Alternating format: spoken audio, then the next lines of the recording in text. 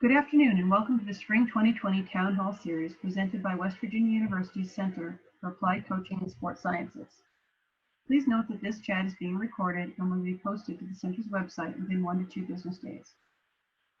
Please feel free to use the chat feature at any time to post a question, and we will address any and all questions at the end of the discussion.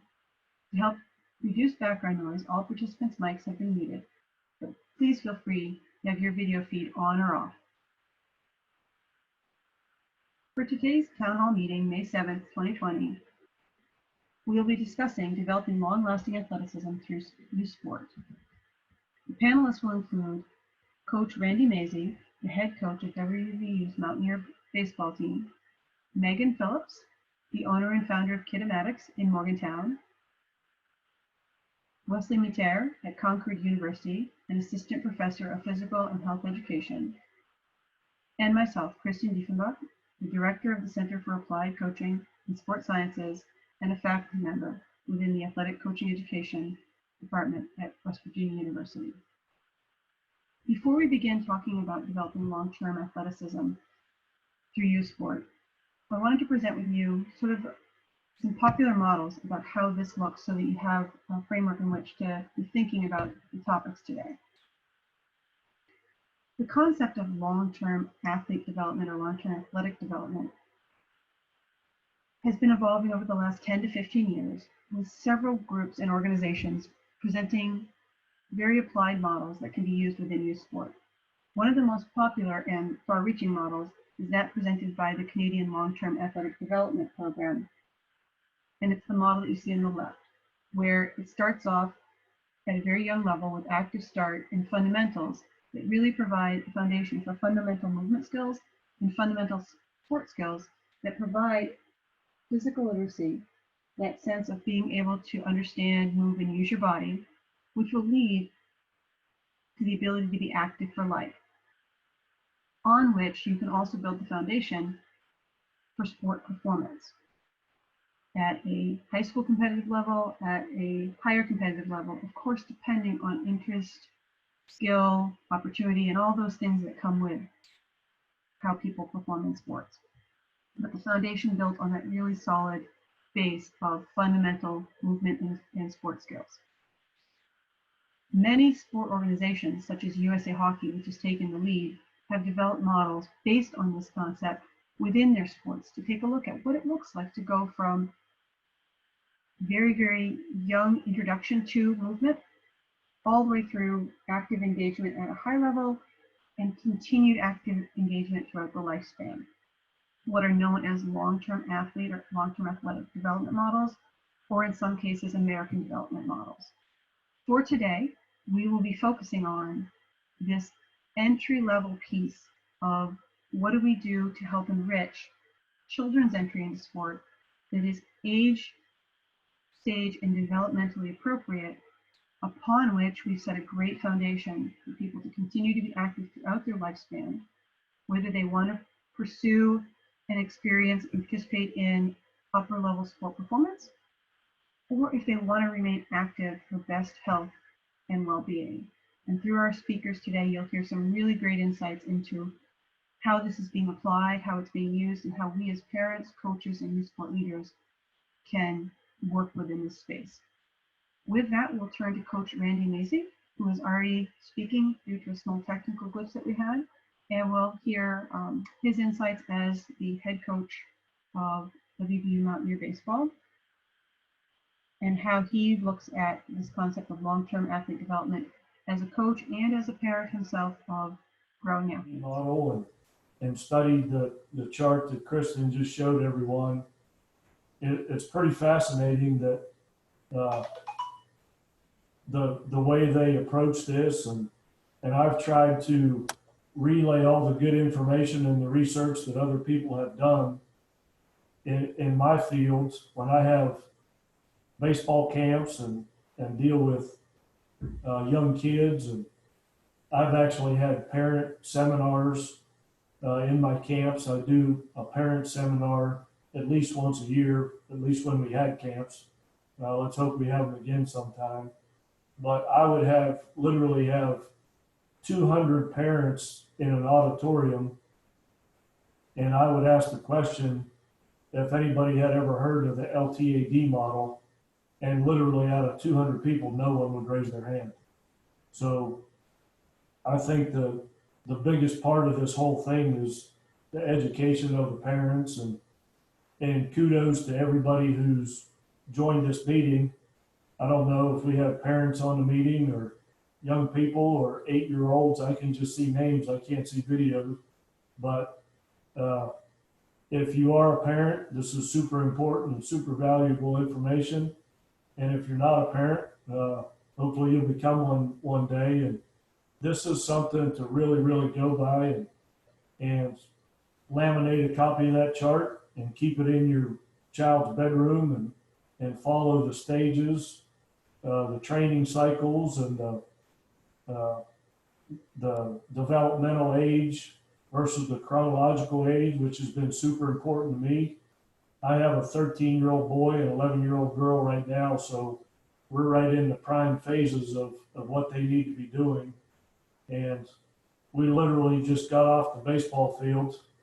I was pitching to my son while my daughter was running her 200s out in the outfield. So we're in that train to train phase, and trying to work on speed and endurance, and a little bit of just a tiny bit of strength training. And it's kind of ironic though that I've subscribed to this ever since I learned about it. And my son actually about 2 months ago told me that his arm was sore, so we took him to a specialist, and he got an x-ray, and he had a separation in his growth plate in his shoulder. So we've had to make a little bit of an adjustment. But even if you do everything that you feel like is right, sometimes things happen, but he's going to recover from it just fine. And that's the thing that jumped out to me the most when I went through this, is to try and work around the growth spurts that your children have. To me, if you don't understand that part of the LTAD model, you're really setting yourself up for risk of injury, and risk of not reaching their potential. And the other thing that I think about when I hear the term LTAD, long-term athletic development, when I get kids at 18 years old, I only have them, most of them, for 3 or 4 years.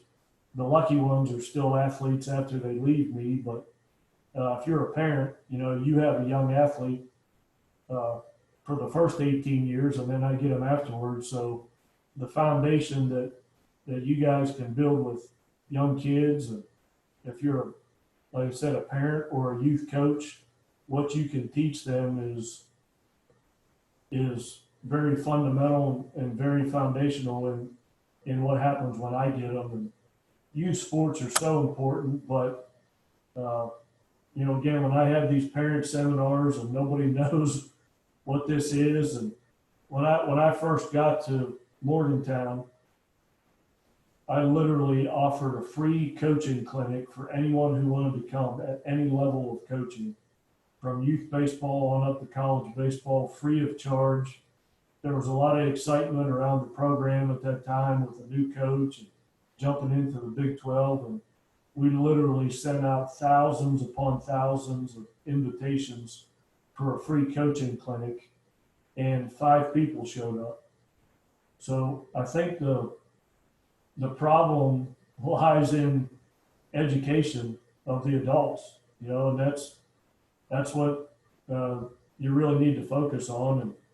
And I would love in this Zoom meeting right here for there to be, 300 people listening to this, because the message that Kristen and Megan and Wes and these guys are getting ready to give you is super valuable.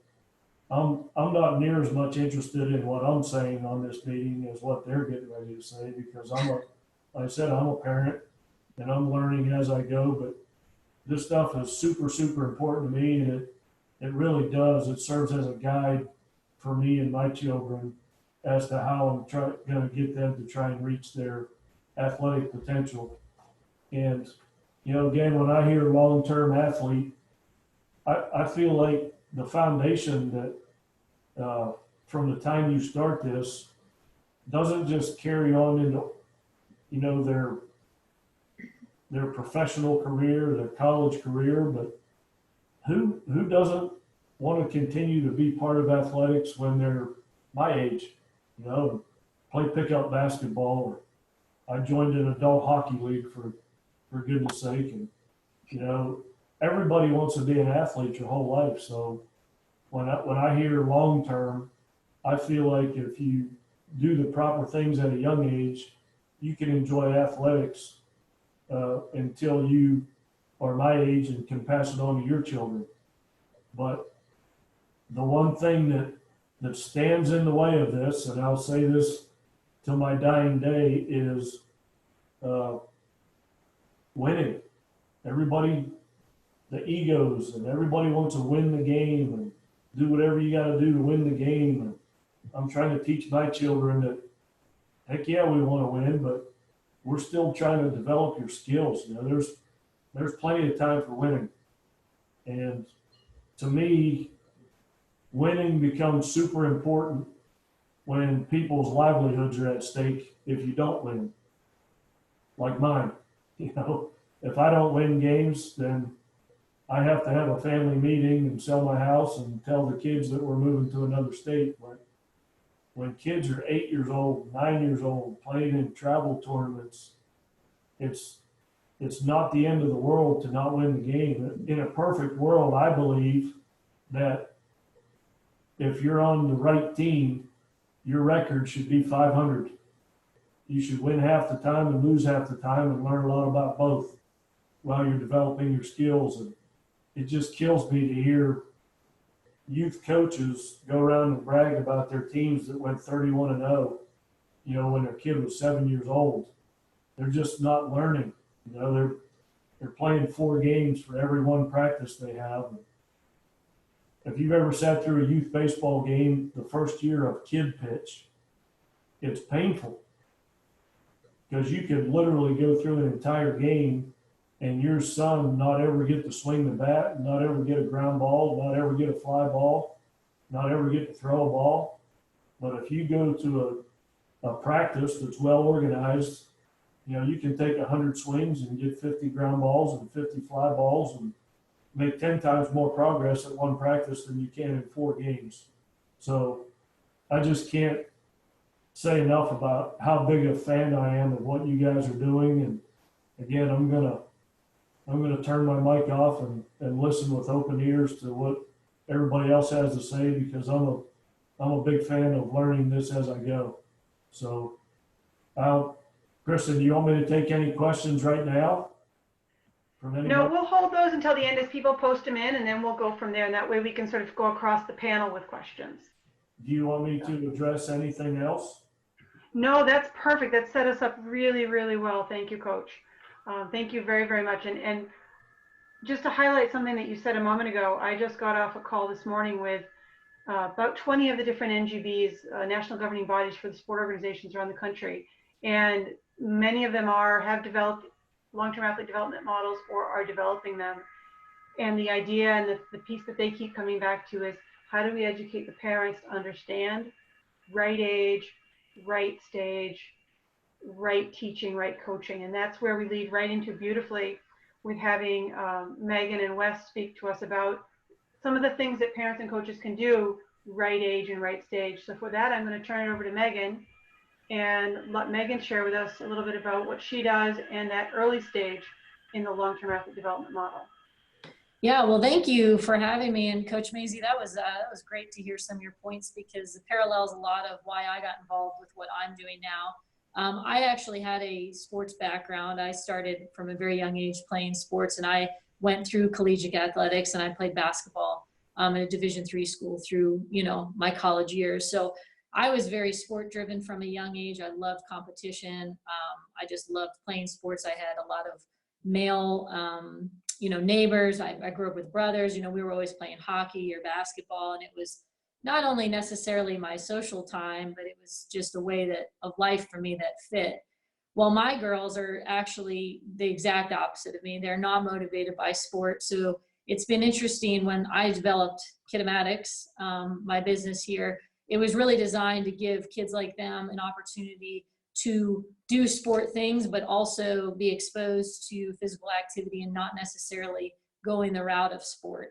And what we've created, I really didn't intend on knowing how it was going to go. We kind of just started, little steps, and it's grown into something that has really shown to develop this long-term athleticism that I feel like planting the seeds for developing it, at least, and just in seeing it firsthand work with so many children. So that's what I'm going to talk to you a little bit about today, is just what kinematics is, and then again, this advice to parents, because not only what Dr. Diefenbach and I were talking, earlier in the week, not only is this COVID-19 thing going to change a lot of stuff for all of us, but really the home is going to be one of the most influential places, if not the most influential place that children can really develop these long-term athleticism skills and abilities, and how can parents do that and navigate that. So hopefully just some of the stuff I will talk to you about will make you understand, if you are a parent, or again,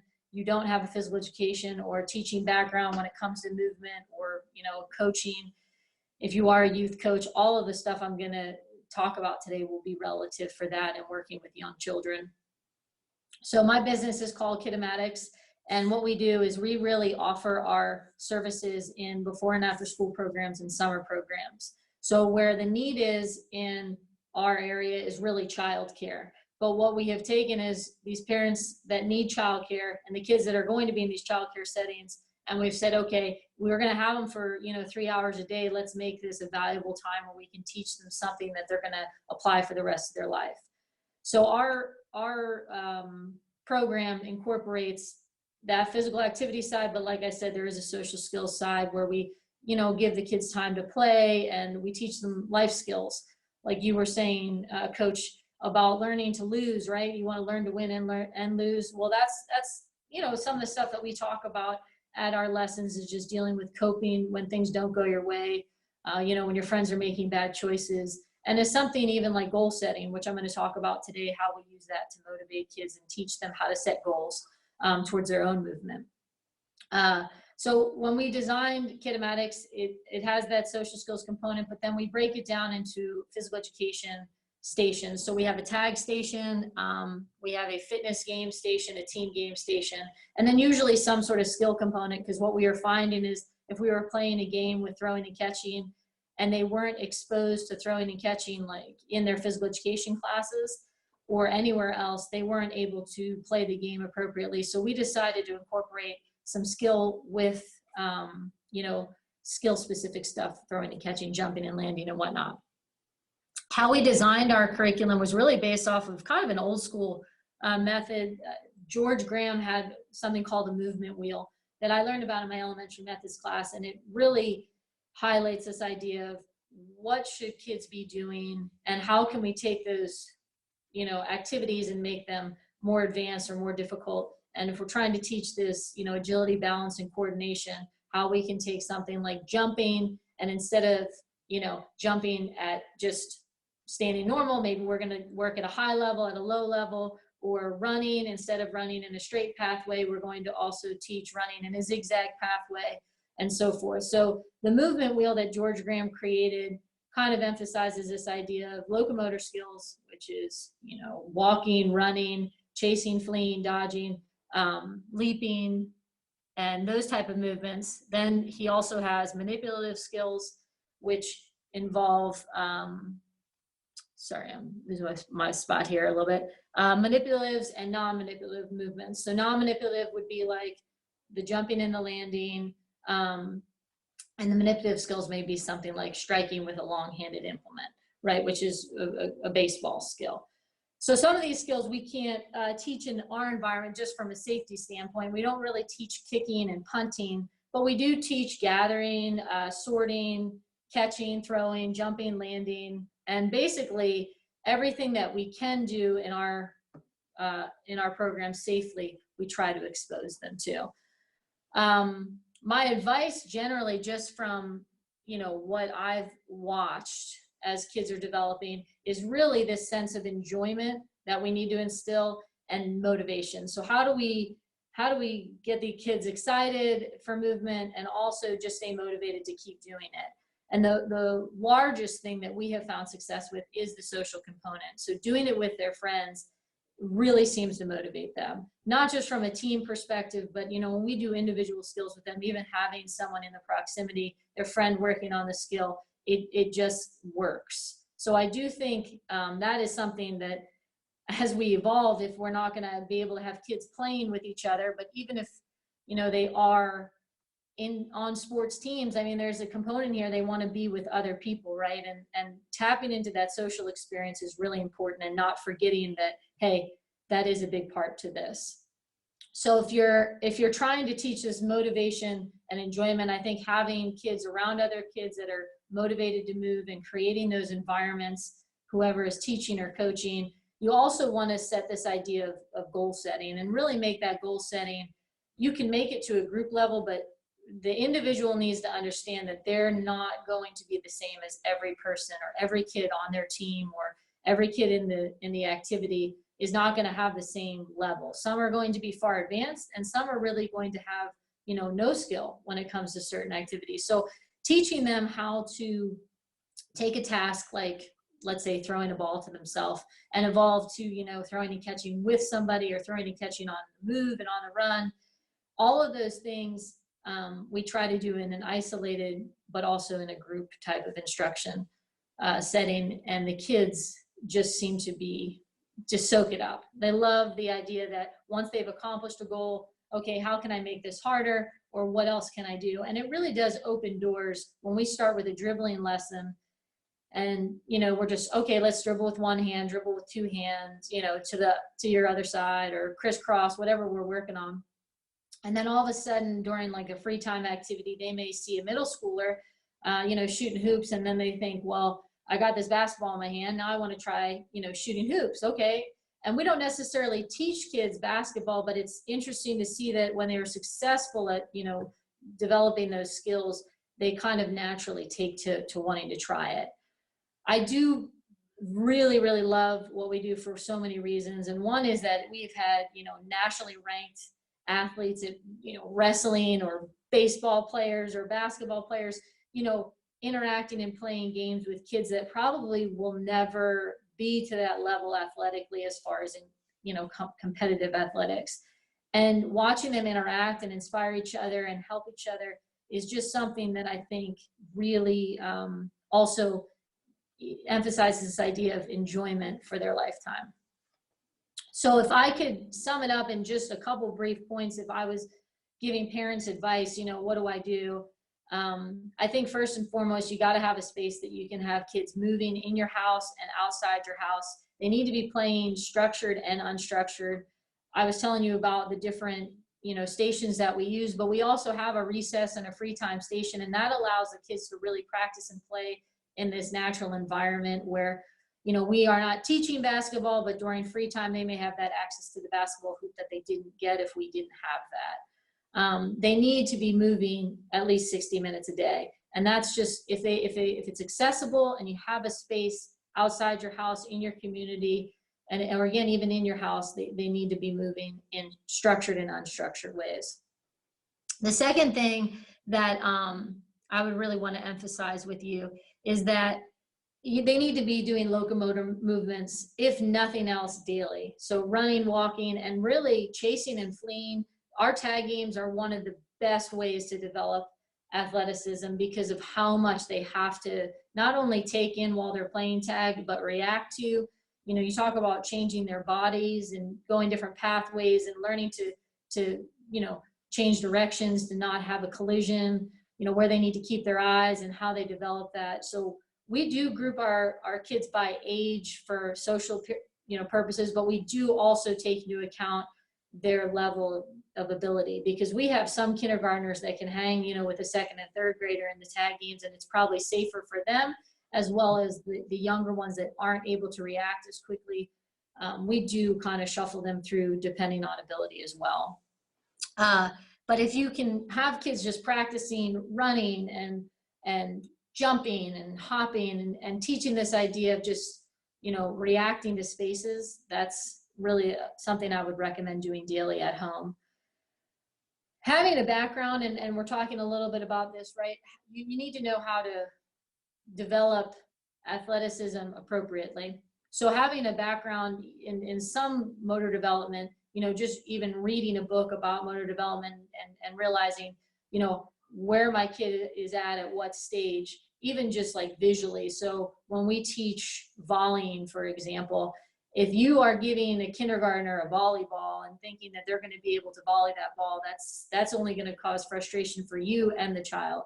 But if you give that child a balloon, the balloon is large and it's falling slowly and it's colorful and it's bright, and they're going to visually be able to see it and also react to it more appropriately. So knowing how to develop the skill from just the most basic to, a more complex skill is going to help parents, I think, in really achieving not causing frustration and, adding in that motivation, because you want them to be motivated, but you also want them to have confidence. So if they have that proper balance where they're confident and they're successful enough, but they're also not doing it so easy that it's boring, I think, that just helps in any type of movement that you are teaching.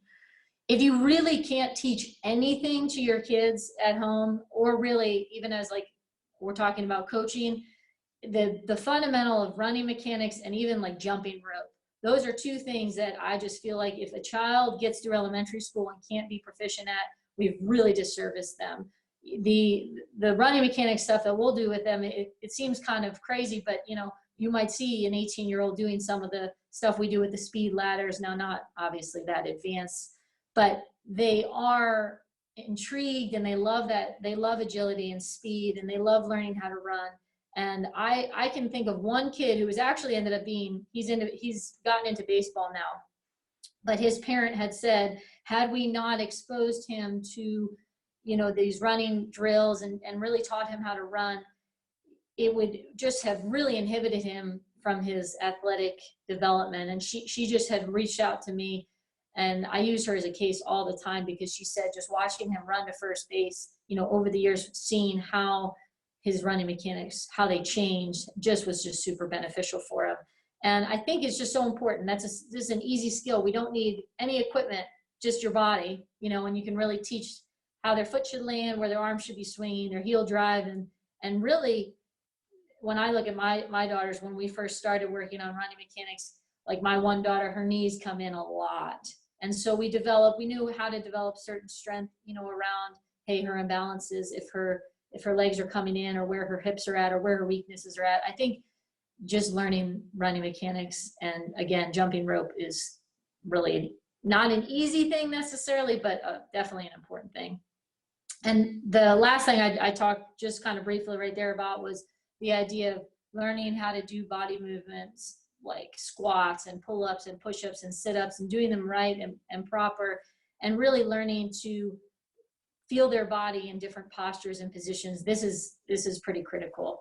And so we do part of that in our fitness station. We do actually teach them how to do burpees and squats and work on good form, just so that muscularly they develop appropriately. Coach Maisie was saying about, knowing when they should be lifting weights and things. Not at the elementary age. They really should be developing that strength with own body weight type of movements. I think just in closing, I just want to talk a little bit about how I think we need to evolve and really have access to online resources where parents can really see and learn about this, long-term athletic development. You posted that screen and you were just talking, Coach Maisie, about how, few people attended these seminars. Well, we really need to get parents educated, because I think parents that are educated will then also be able to demand more from coaches, and that will require coaches to become more educated, and that will only help kids in sports. But also, from my standpoint, it's teaching physical education, how we get physical education teachers teaching the right content and really helping these kids in a way that they should be. I come from the line of thought that, in physical education, we can make it much more dynamic, because a lot of the kids are going to be exposed to, like, baseball. If they want to play baseball, going to a baseball clinic will probably be where they develop more of those skills. You can teach them throwing and catching, but as far as the details and the oriented stuff, I would rely on an actual baseball program to teach that. I also think just making activity a part of every day, becoming, we're creatures of habit. If we teach kids early on, they're going to be active every day, making it a routine and really making it, a part of every day. And if they can, doing it together, because kids are motivated to do, things with other people. So watching their parents do certain physical activity is going to be helpful. And if their parents can participate with them, that would be also something I would recommend. Ideally, in our world, I would love to say we could offer our services, to lots of different childcare settings. It's hard to expand what we do. A lot of people will say, I wish you had a program here, or I'd love if you were in here, in Seattle and New York, and a lot of families that have moved on. What we did was we took a need, which kids are going to need, childcare. And instead of just having that time be an empty void, we've really tried to take it and develop this long-term athleticism by teaching them social skills and basic physical activity fundamentals. I think that one thing, if a child is not going to participate in competitive sports, we should still be developing long-term athleticism. And I think that's where the word athleticism and this whole athletics, if parents can change their point of view of that and realize they're really helping set their kid up to be active for their life. And when you talk about the athlete hanging up their jersey, well, every athlete's going to hang up their jersey, even the professional basketball players that are lucky enough to play. I always tell the kids, LeBron James will eventually have to hang up that jersey. And what happens after that point? If you're lucky enough to make it that long and playing sports that long, that's an incredible, that's like winning the lottery, just as far as not being injured and not being taken out of the game, for your body failing you to some point. But I was lucky enough to play sports through college, which is also a smaller percentage. But what happens when I hang up my jersey? Do I just stop exercising? Do I stop being active? Or can I find a way to have my athleticism evolve and still continue into my adult life and throughout my life? And I think that's our goal with Kinematics, is just to say we want to be movers for no matter what our goals are. We want to be movers for a lifetime. And developing that sense of enjoyment and motivation is really the critical components that we try to emphasize daily at our programs. So that's really all I have, but I just thank you so much for letting me talk about this. And I hope that I touched on everything that, would be beneficial. There's tons of stuff I could give you advice from a parent standpoint or an educator standpoint, or even coaching.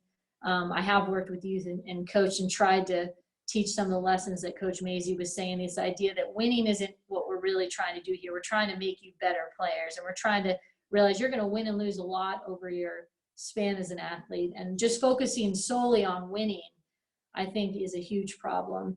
And honestly, I do think that would deter a lot of younger kids sometimes from getting involved with sport, because if you make it too much about winning, they lose that enjoyment for it. So I love what you're doing. I appreciate you making me a part of this, and thank you again, Dr. Diefenbach, for reaching out to me. And any other questions about what we do or advice, I'm happy to answer. Oh, wonderful. Thank you, Megan, for sharing it. This really ties in really well. And I think it continues this theme of long-term athleticism and how valuable that is, both for sport performance, but also for long-term well-being and all of those other things. And we haven't even really touched on the impact that it has on creativity in health and schoolwork and all those other things, which is probably another topic for another meeting at some point as we continue these. But I want to take that theme that you were talking about the value of the well-prepared coach and the person that's got the great background. And we're going to move to Wes and have Wes speak a little bit from his standpoint and the work that he does, and to talk a little bit about sort of the next phase of how do we help coaches and how do we think about that in terms of long-term athletic development in our youth sports. Hello, everyone. Thanks for having me, and thanks, Coach Maisie and Megan, for everything you said. Actually, a lot of the points I have will probably be jump offs from some of the stuff that has already been mentioned, but just a little bit of background that people may or may not know is that if you're thinking about long-term athletic development, why do kids play sports? Why do kids want to be active? The two main reasons are to have fun and to be with their friends. And we've heard Megan talk about it, that The kids are more engaged when they're with their friends. If you can get them and their friends involved, they're more likely to play. There are other things. They want to improve skills, something they're good at. They like competition, but usually at a youth level, winning comes in one of the last things that you'll see that kids care about. They just want to go and have fun and be with their friends. But another part of the thing is what we want to think about as long-term athletic development as coaches is, why don't we continue the long-term athletic development? Why don't we continue improving these kids or have more kids come out? As the coaches I talked to today in high schools, that they have fewer and fewer kids coming out to play. And some of the things you see, why do kids stop being athletic or playing sports? And two of the main reasons are the coach was a poor teacher, or the sport was boring. You could kind of put them one hand in hand, and then an overemphasis on winning. And kids don't want to be involved in this type of thing. If the coach is doing something that is making the practice boring or is overemphasizing winning, they're taking away what is inherent in all of us, is to have fun and want to play the sport. And if that's being taken away, we're having a problem. So we as coaches need to look at how we can basically improve this. And if you're looking at this, the National Alliance for Youth Sports, almost 70% of children quit playing sports by about the age of 13 or 14. And really, this is a time that they're trying to get into high school, and are they going to make the high school team or not? And most of the kids that are quitting are the ones that aren't going to make this team. And that's a problem, because physical activity is lifetime. It's not something that we can just stop. It's kind of like our diet. We need to make this a habit, as Megan talked about, so we can continue for a lifetime and that children want to. Because what will 0.1% make it professionally, and they still hang them up, like Megan said. But when I turn 24 years old, does that mean that I need to stop being physically active or enjoying what I do or giving back to the kids that want to play? And how can I do this? What can I do?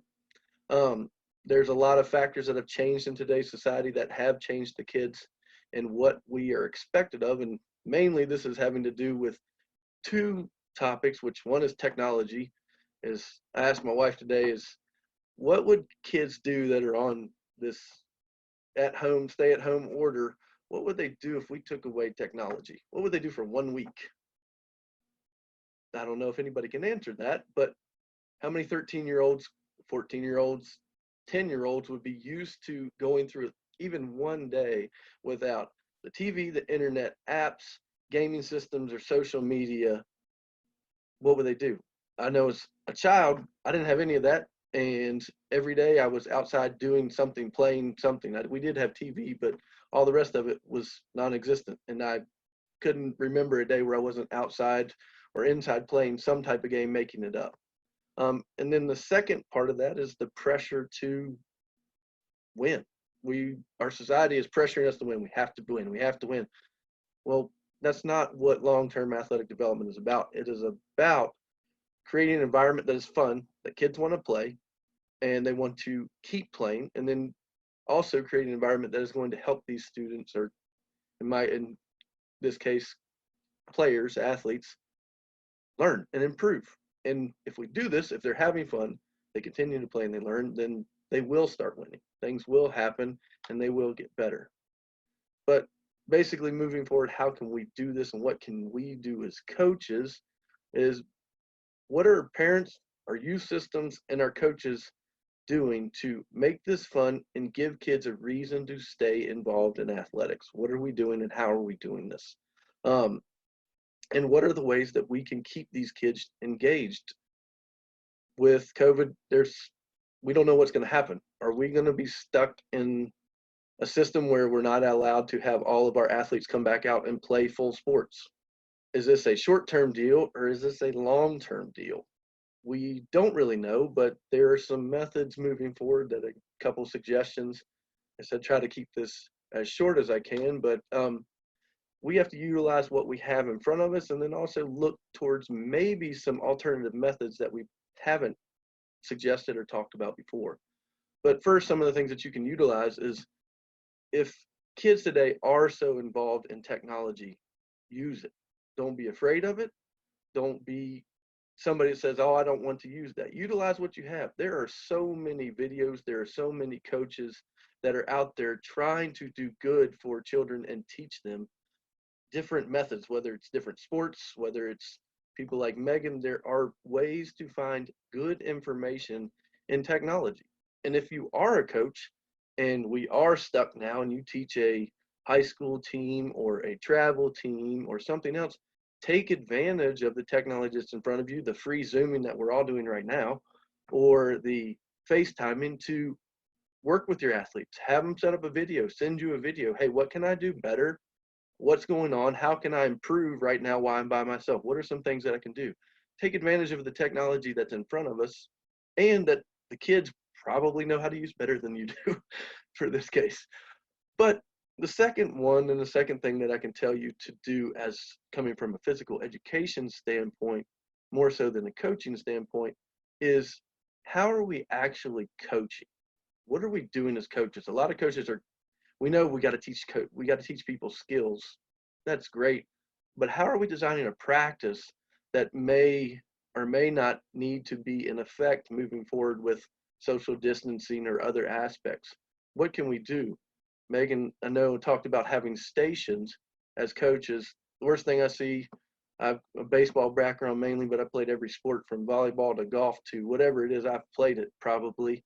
But talking about station work and practicing, worst thing I see is baseball coaches. I go to a little league field and then there's 12 kids standing at shortstop while the coach stands there and hits them one ground ball and then they run to the back of the line. Well, this just is leading to them being bored, leading them not getting enough skill work in and not having fun. Changing a practice where we set up stations where there's 2 or 3 at a time, where they're doing things all the time. They're constantly practicing. This is something that's going to change the way that you can coach and also the amount that the kids are getting in. Another thing is having indirect or even peer teaching. Having your kids help each other, teaching them how to help other kids. One of the best ways to learn about doing anything is try to teach it to someone. If you have to teach somebody how to do something, you have to understand what the skill is. So if you can have your kids or your players trying to help each other out in situations like stations and other things of this nature, they're more likely to understand and grasp the concept of the skills and strategies you're trying to teach than if you just went out there and told them what to do and told them to go do it. But then third is another method that most of you may or may not have heard of. If you came from a PE background, you might have. If you haven't, but it's something that's called teaching games for understanding. And mostly we've been taught our whole lives as athletes, moving back, this is something that's been new in the last 10, maybe 15 years, to teach skills. We have to teach skills. We have to know skills to play a game. But if we think about this, a lot of the games that we play, we may use skills 1% of the game. Let's think about a game like soccer. It's a 90-minute game.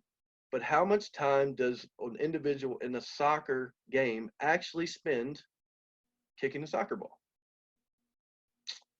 Even the best player on the team, if you're at 13 years old, probably doesn't actually control or kick the soccer ball more than 1 to 3 minutes a game.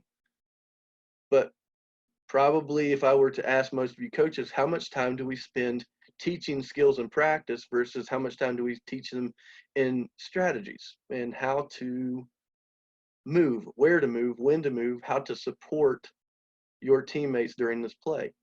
And I think after this over, I did put up a couple of ways to look at teaching games for understanding, a couple of books, a couple of internet sources and things. But the whole idea is to move a little bit away from teaching skills that can be boring, because how many foul shots can you shoot in a row before my 8-year-old is going to get bored? 10, 15? That's not going to go many more above that unless they're just highly competitive against somebody else. But basically, you're thinking about, how do I incorporate the skill into a game-like situation? If I was playing basketball, I'm not thinking 5-on-5. I might be thinking 1v1, or I might even be thinking just me by myself setting up different obstacles that I have to move around. But how am I setting up a practice that is going to incorporate more than just skill work, but also the strategy side of it? Because if you look at most of the games that we play, we don't spend most of our time in skills. We spend most of our time in support of that skill, in support of our teammates, in decision-making processes. Where do I need to be? One of the best, if most people haven't had much to do, if they are involved in sports, I'm sure they're watching the Last Dance, Michael Jordan concept. And they give this example of Dennis Rodman. There could be a whole bunch of Dennis Rodmans out there if coaches concentrated more on what can you do and what are you good at and how can you help the team win, because you're not always going to be the best shooter. You're not always going to be the best rebounder or the best defender, but how can I use my skills and abilities to improve our team's chances, and not only our team's chances, but my abilities as well to get better. And the Teaching Games for Understanding model allows coaches to put players in situations that help them learn their sport better. And it also makes it more fun. There's also some research articles I think I added in there as well that will show you that people that have used this model and have used this, the kids end up having more fun. The kids end up being more active and more engaged in the activity. And this allows for better learning and better decision-making skills and better all along, leading hopefully to less than 70% of kids is quitting at 13 and possibly getting a chance to be involved in those high school sports or those travel teams or et cetera. And that's, I think, our ultimate goal, especially if you're a high school coach or a college coach or even a professional coach. The more people we have playing our sport, the more likely we are to find the top talent. And if we have all of these kids stop playing at a young age, well, we're going to lose out on more people that we can recruit or get into our program. And especially with high school coaches, some of the best ones that I know are involved all the way down to the lowest level, the youth level. They know the kids when they're 8 years old until they're 13, 14, or 15, and they know how to get those kids out. They know how to make it fun. They are engaged with them. And those are some, maybe not specifically geared towards long-term development, but again, with the technology available, looking at ways to change your practice that's going to make it more fun and engage students more, and possibly thinking about not necessarily just working on skills, but thinking about the strategies of our sport that we can teach and understand that will give our kids, children, athletes a better opportunity to be more successful when the game rolls around. And we can move forward with this type of situation, I guess you would say, with small-sided games with TGFU, is we might be leading towards that. We might be, well, there's no more 5-on-5 basketball. We might be thinking, how are we going to do 2-on-2s or 4-on-4s, or how are we doing this with football or baseball, or what are the concepts and strategies that we use to teach? Maybe we can only have 5 people play baseball at one time, but we set up a pitching machine, and then we have a runner and we have 3 infielders. If the ball's hit to the left side, then we can play this situation out. But that's what we understand and what we are dealt with. And a couple of these methods with technology, changing practice styles and changing maybe the methods with which we use as coaches can help us move forward and improve our athletes for long-term development. So that's about it at this time. If you have any more questions, or please ask, and happy to share. Awesome. We have a few questions, so I'm gonna pull it back to the whole group. And for those of you who might have been newer to the concept of long-term athlete development, hopefully you're getting just as excited. Wes mentioned several of the positive benefits, and top of the ones that Megan and Coach Maisie mentioned and that I was bringing up. And I've been involved with long-term athlete development since probably the early 2000s when it first started to emerge. And I have yet to not see a positive benefit. It just keeps coming, that there's more and more things that we can do with it.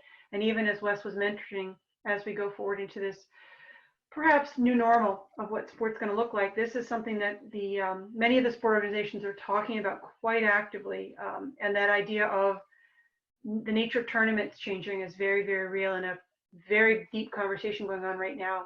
So let's move to a couple of questions real quick. I know we're closing in on the hour, and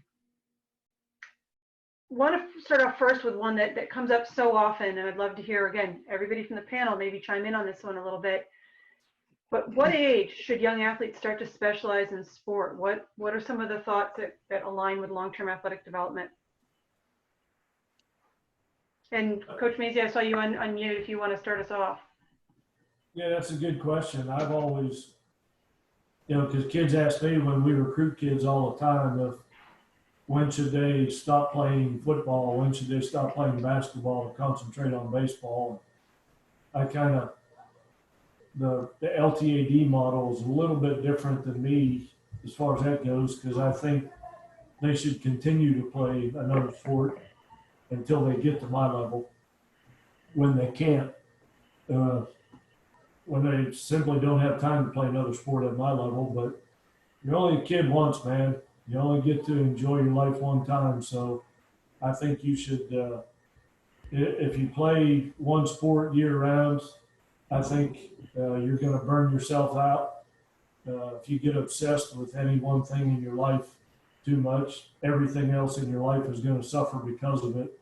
And if you focus too much on one sport year round and that's all you do, I think it's going to have a negative impact in other areas of your life. So I think as you get older, you can limit the number of sports. If you're a senior in high school, I wouldn't be playing 4 or 5 different sports, but I would always keep something else on the burner to keep from getting burnt out on the one sport you're focused on. I think that's really sage advice, and the research does recommend that too much of anything, especially in a young body, is dangerous and damaging. You have psychological issues of only identifying in one place, but you have a lot of physical growth issues of repetitive movement and problems. And I think we need to be careful with that conversation of specialization, and that a lot of people assume that it means that we're just talking about playing one sport, like being involved in it. As Coach Maisie said, it's time consuming, right? But how do we make sure our athletes are continuing, like if you're a soccer player, are you running for fun? Are you playing pickup basketball? You don't have to be involved in another team competitively. This doesn't mean that you can't just maybe because it's expensive play one sport as a competitive, but your kids should be doing as many other activities as possible to make sure that they are staying as physically balanced as possible. Wes, did you have anything to? I would say similar things is play as long as you can, play as many things as you can. You like you said, you only have once. I played I played fall, spring, and summer sports all the way through high school. I played college baseball. Obviously, when I got to college, I did specialize in baseball, but I played golf, basketball, and baseball in high school, and played volleyball in the summer times. I would play as much as I possibly could. But one of the things I think that can't be taken away from that is the things you learn, the different skills, the different teamwork strategies, even the different strategies within the sport is something that you just can't learn from one sport. And all of those can be transferred, especially like the model I talked about, TGFU. That's one of the biggest components is how do we transfer the learning from sport to sport, and how do we utilize that so we don't have to relearn everything for each sport. So. Nice. Megan, any thoughts on that one?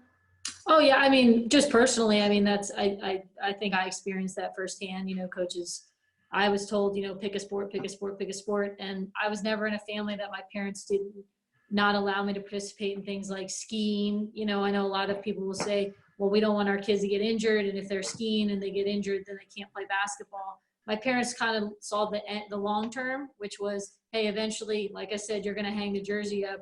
I want you to be involved in movement in every possible way, shape, or form. I didn't pick a specialization until I got to college. I mean, in high school, I could probably pick, it was either going to be soccer or basketball, just based on. But how many times I was successful in basketball because of skills I learned with spatial awareness in soccer, you know, again. And I just think it does, the burnout and all of that. I experienced that, you know, going to middle school basketball every day of the week and traveling and travel sports and AAU. It's a lot. It's a lot. So giving kids time to have fun and get away from that and be active in a different setting is absolutely something I would suggest, that if they are playing something and that's what they're committed to, make sure they're doing stuff that's fun, that's not that sport as well. I do think that will help with just keeping them active for their whole life. Great. I have another great question here coming from the participants that have been watching, and someone who's a middle school PE teacher and coach, and wants to know a little bit from the panelists on their thoughts on should there be scorekeeping and the healthy competition or, at that level, or should it be all about just developing fundamentals? Is it sort of a one or the other, or how do you approach that? I don't mind jumping off on this one. Whether or not you keep score, the kids are going to. There's no way you're going to stop kids from keeping score. I don't think it's a bad thing to keep score. Learning from there's always a situation to be learning from. If you're a PE teacher, you understand that we can design games, and just because we're in the middle of a game doesn't mean that I can't blow a whistle and stop it and have a teaching point. If I'm down 20 or I'm down 10 in a basketball game, well, what should I be concentrating on?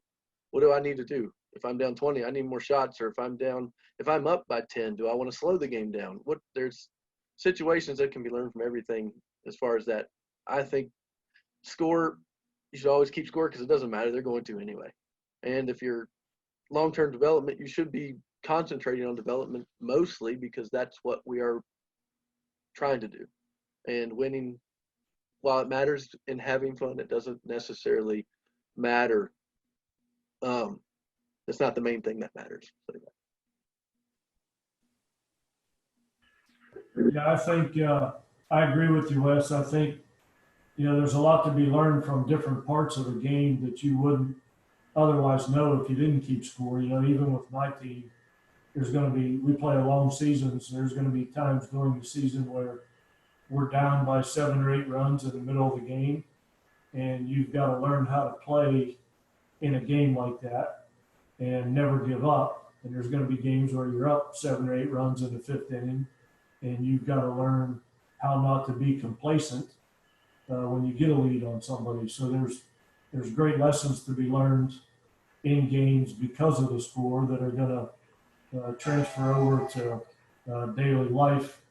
If you're at work one day and you're overwhelmed and you've got 18 things going on, you don't know where to start, that's pretty similar to being down by 18 runs in the 6th inning. So I think lessons can be learned that are pretty valuable from the score. So I think you should always keep the score. Yeah, and I think Wes hit on an important point. Everybody keeps score. You can't help it. But what do you do as an adult, the one who's in charge? What's your emphasis on? And I think that's what really starts to matter, is at the younger ages, what are you emphasizing about it? What are the lessons to be learned? And what are the developmental focuses of practice? And then as you get up towards Coach Maisie's level, the score takes on a different significance and a different purpose. And the way that you emphasize and talk about it as a leader matters. And the kids will follow your lead in terms of how you pull that together.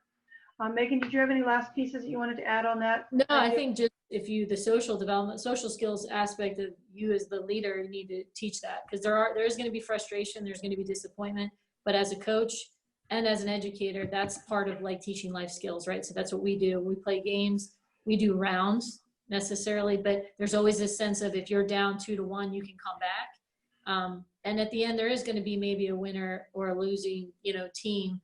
And teaching to those points of when the kid gets really upset and storms off, why that's not appropriate and how we do manage it and how you learn to cope. Because that's what I learned from sports. I watched a lot of athletes lose their cool, right? So we want to have coachable athletes. And I think that comes from teaching, accountability and learning from this idea of winning and losing, and that we're not always going to win. And what did we learn, when we won? What did we learn when we weren't successful and we lost? And I think, just from a young age, is you teaching it, make sure you're having those conversations, because they will stick differently versus, oh, that team beat me. I think there's a lot of teachable moments there. Awesome. Well, and I know we're rounding out towards the top of the hour, so I want to take a moment here, and we will be sharing some of the resources that folks mentioned as we go into the follow-up, and I send everybody that was attending, and we post on the center's website, appliedcoaching.wv.edu. The recording, we'll post those resources and send them out. But I wanted to point out to folks a few things that are coming up. The Director of Coaching Education for the United States Olympic and Paralympic Committee, along with the head of the athlete development model at USA Hockey, Sam Callan from USA Ultimate, and Tom Avicius from USA Swimming, are going to be doing a live chat on the American development models that those sports are using. And I really recommend, even if those aren't your sports, it's a valuable piece to listen to how these different sports are implementing that with different ages and recommendations they're making. And that will be a live event next week, Wednesday at 7 p.m. You can find the information at the link, and again, we'll send that out. I also wanted to note, if you're unfamiliar, the Canadian Sport for Life Long-Term Athlete Development Series, they have some great information on their website, as does USA Hockey. And I don't have it noted here, but US Soccer does as well. And even if, again, those aren't your sports, they have a ton of materials that's very applicable across sports. And then, of course, the United States Olympic and Paralympic Committee.